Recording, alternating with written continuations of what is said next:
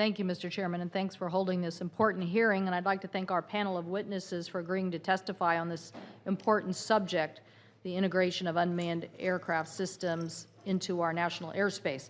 The diverse interests represented by our witnesses today speaks to both the potential that UAVs hold and the challenges that the system presents.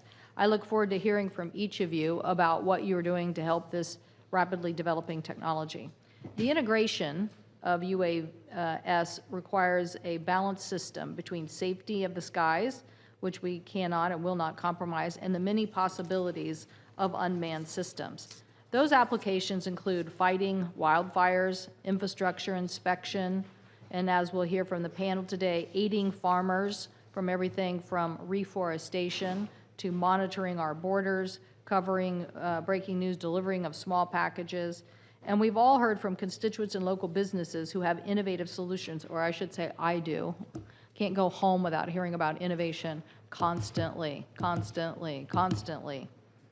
So, constantly, innovation. So, we want to develop these new opportunities for UAS systems. As the FAA has moved forward to improve the way it authorizes commercial UAS systems through the small UAS rule known as Part 107 and Section 333 process, we should continue to work to make sure that the responsible users have the pathways they need to conduct an increasingly wider range of safety operations. Scalability is going to require us to continue to make sure that we have these testing opportunities. The issue of innovation being stalled is not a new one. I know we first worked to pass legislation in 2006, which was part of the Homeland Security Appropriations Act, to start a pilot program to test the use of drones to patrol our northern borders, obviously with a very vast area outside our border crossings. We need to use these systems to detect various criminal activity, which we were finding. So great asset in helping us with the northern border. In my state, companies large and small are ready to innovate and move forward with the technology that will aid our farmers and foresters, improve worker safety, reduce congestion. And as we look to enable wider operations and the safety of our airspace, people, and property on the ground must remain a top priority. We want an application like unmanned aerial vehicles to help us on what is an ever-increasing fire season, to give us good data and information. But I'll also tell you we had incidents of when already authorized fire systems had to stand down because of concern about drone hobbyists in the area. So we want to use the technology for the good uses that can help us, but we also need to have rules of the road so that other parts of our air transportation system can work cost effectively without worrying about incident. Importantly, U.S. have also potential to save lives by performing dangerous tasks across a huge range of industries, such as inspecting power lines or assessing damage during or after a fire or natural disaster. According to the Department of Labor, 5,190 workers died on the job in 2016. Of these deaths, over one-third were caused by falls. While not all of these deaths would have been prevented by this kind of technology, it can help us in protecting workers in high-risk occupations by giving good data and information.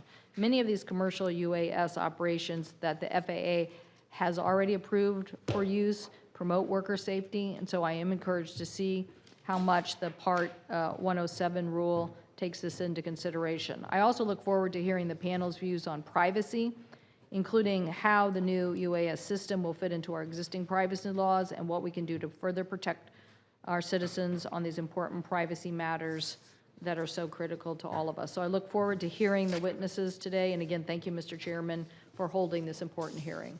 Thank you, Mr. Chairman. Mr. Lawrence, tomorrow, Secretary Chow is set to announce the first selections for integrated pilot program, which would provide important opportunities to demonstrate a wide range of different commercial uses, including package delivery. Does the FAA have the authorities it needs to authorize delivery operations under the pilot? Yes, we do have the authorities that we need to authorize package delivery.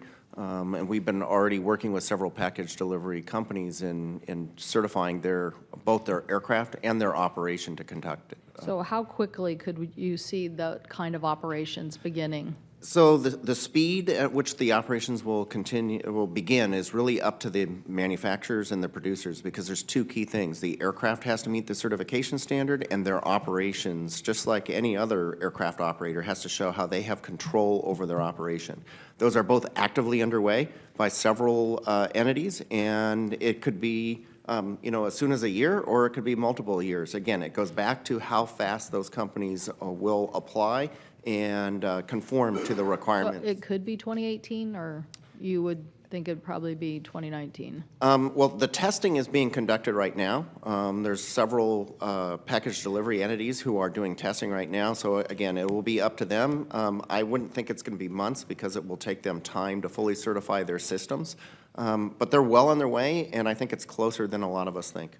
Well, I definitely have seen demonstrations, so I definitely think it's closer than a lot of people think. But I think the thing that's most interesting about this is that most package deliveries, they estimate, are under 5 pounds. So that's what makes this such a great application, is delivering, those kinds of small packages to people. So, particularly if we're talking about medicine or something that's urgently needed, I think there's really interesting applications. And Mr. Nguyen, you mentioned one of the things that I'm very impressed by is, unfortunately, we had a very horrific accident involving a commuter train on I-5 that basically ended up shutting down I-5. Anytime you're shutting down I-5, you're having a big economic impact in the millions of dollars. So one of the things that DOT and entities worked on was using that drone technology to do a modeling of the incident. I think you referred to this maybe, or maybe you were referring to others, in using that technology, working with the State Patrol. They were able to reopen a lane of I-5 faster than they ever would have been able to do. So is this technology, every fatality on a highway takes hours and hours because you have to get that right, but is this drone technology going to help us in this, and getting better data and information about accidents so that we can get faster response to reopening? Absolutely, Senator.